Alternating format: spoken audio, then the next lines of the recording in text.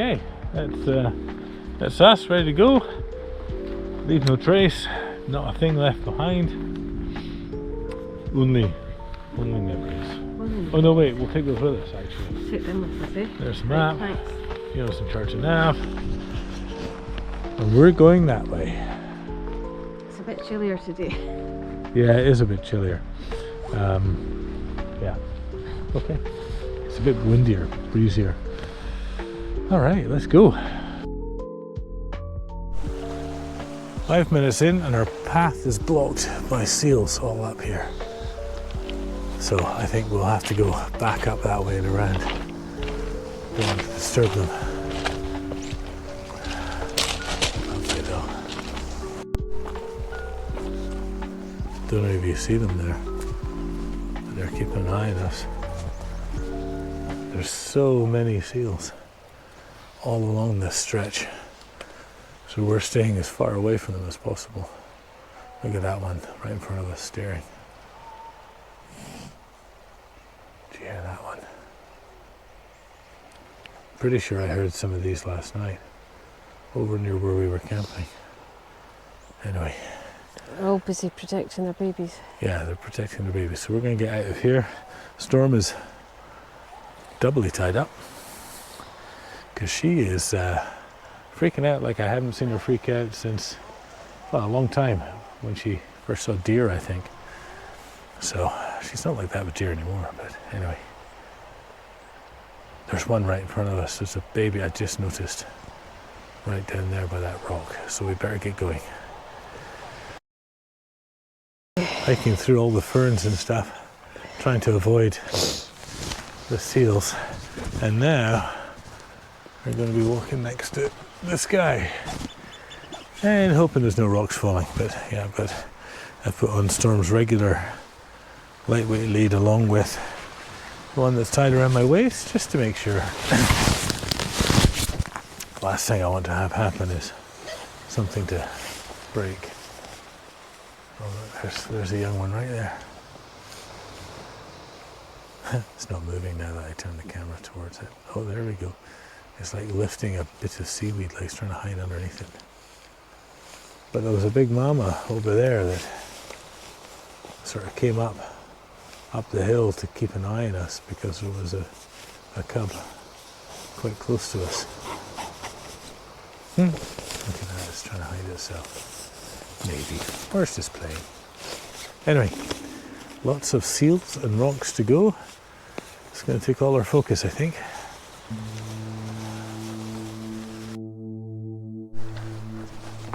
Round the corner and yet another enormous cave. It's like Jura keeps showing off. Basalt sort of stack things, caves. It's just stunning. Anyway, we're staying well away from the poor seals. Another one just to our right as we came around the corner. Oh, holy smokes. Wow, that's huge.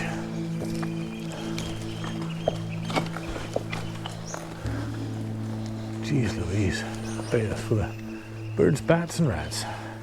You check this one out. I can make a house out of that.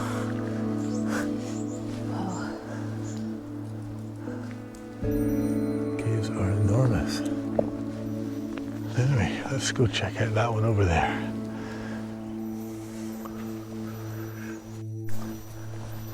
And another little cave, just to the side of that one we were at. Right, let's make our way over there. Ooh. Come on, Storm, let's go. Storm, stay up. Good girl. Up. That's it, good girl. Come on, up. Storm, up.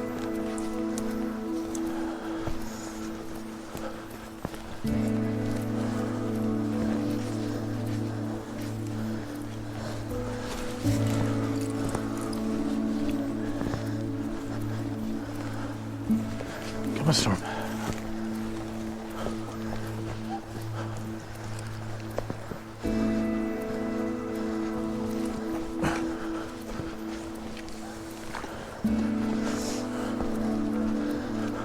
Oh, this one comes out the other side.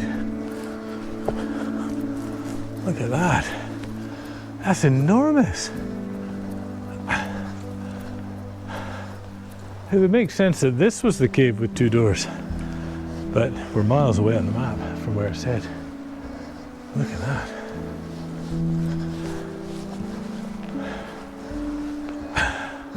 Fiona carefully picking her way around the steep edge. Gosh, look. I know. Isn't that something? Goes all the way through.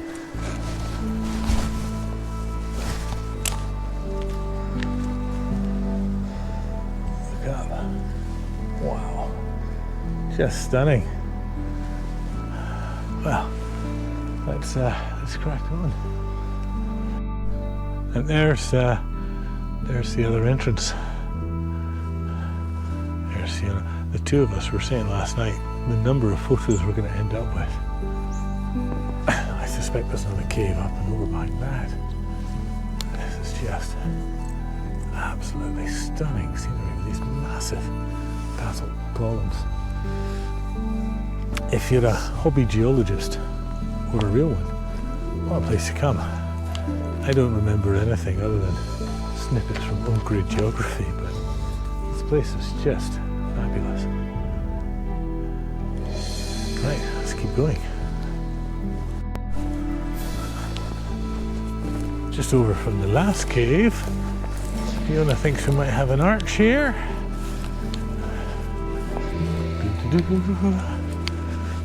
Oh, not quite. Oh, so close. Nearly an arch.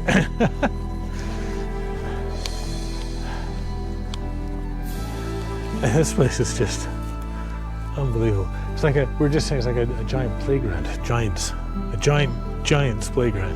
Yeah. Well, we best crack on. Yep. We're going that way? Yeah. Apparently we're going this way. Okay, we have to check this one out. It's got stuff in it. I was just saying we don't have much time to check out more caves, but people have been residing in this one too. There's a platform that's being made. There's a fire, raised fire in the corner. An enormous bone. Look at that. Lots of bones. Big. Oh, there you go. Storm's found one.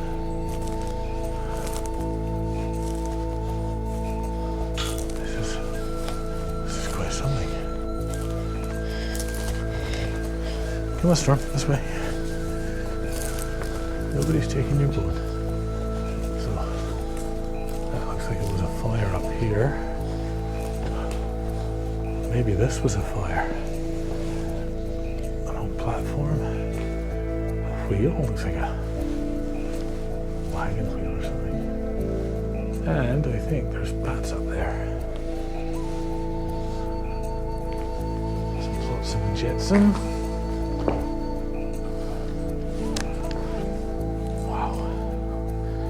Okay, come on, Storm, let's go. See the size of this bone? Bone? Yeah. Must be a cow or something. But yeah, there's like antlers. Yeah.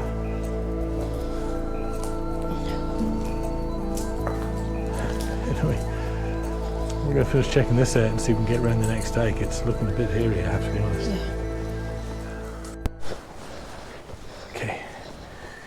We just had to take a wide berth around this way and cut across here because there was a seal and her cub resting at the top of this chute, but thankfully we managed to get past without disturbing them. Storm coming up. So now we get to climb over this fun stuff over to the next section. What a day, what a day, and it's only been an hour. It's been a bit more than an hour, I think. We've got how many more miles to go, darling? 8,000? A bajillion. A bajillion. told you a million times not to exaggerate. Alright, better get going. I'll need my hands for this. There we go, just come around the seal there. Didn't disturb us at all, didn't even make any noise. But over here, look at this view. Isn't this just stunning? We have to go all the way around that headland. Holy smokes. Alright, let's get going. Huh? I don't know if you can see all the seals all along there, but there are tons. And for us to avoid the seals, we're having to traipse through ferns and around rocks. We're really struggling to avoid them. We can't just go straight across, you know, over the rocks and over the beaches, because we don't want to freak out the seals. And the tide is coming in because it's taken us so long. So what we're going to do for now is we're going to climb this up to the top of this raised beach, and we're just going to follow the edge. And when we get over there, if the tide is still out, which it won't be, we could drop back down, we think, and go round, because the walk description says it's a lovely spot. Or on the top of that hill over there is a Land Rover track that on the other side of that point you would have to climb up to anyway. You don't keep going on the beach. Yeah. So I think because of the seal population making it really difficult for us to get anywhere, I think we better avoid them, and we're going to go do that. So Storm is very sad. She's fascinated by them, wants to eat them, but she'll just cope. All right, let's go. That's us just crossing the raised beach. It's all right.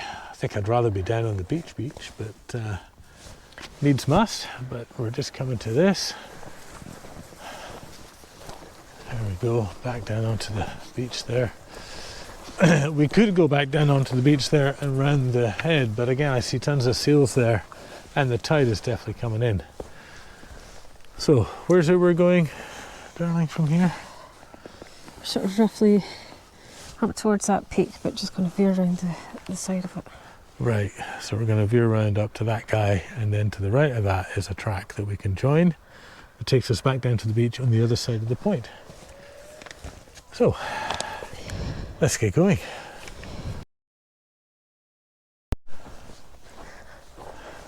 So that's us just coming up and over the top to this lovely view. So that's Loch Tarbet. The beach that we're avoiding, of course, is all the way along. That's the point over here somewhere, and our goal is there. So we found this sort of faint ATV track, and this joins up with an ATV track that's actually on the map that we take back down to the beach.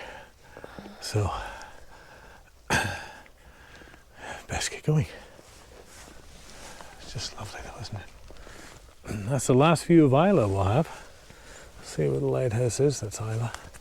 And probably the last view of Colonsay and the last view of Mull. So bye islands. Let's go.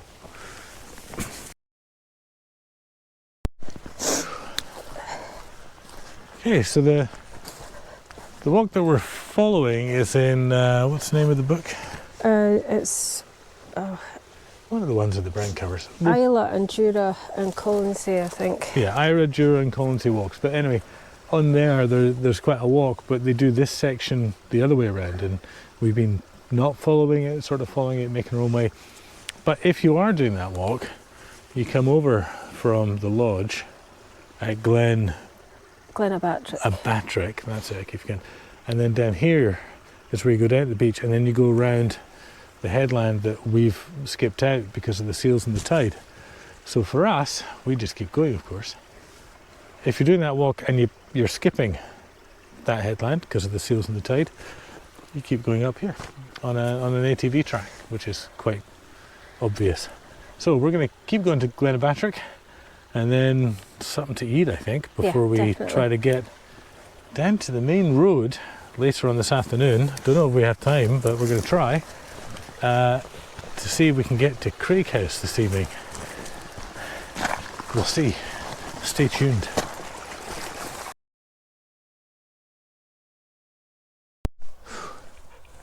Okay, right, Loch Tarbet. Last little bit of a slog, but it's very pretty. And look, here comes Batterick Lodge. It is a private lodge used for hunting and is the summer family home of the family that owns Tarbert Estates. So sadly we don't get to go in and have a nice cuppa, but what we do get to do is sit and have a wee break, and then we head off down this glen, down a road called Evans Road, because Evans Walk. Evans Walk, because Mr. Evans, who used to live here, had one leg and needed a path his horse could do. So that's the story. All right, let's crack on.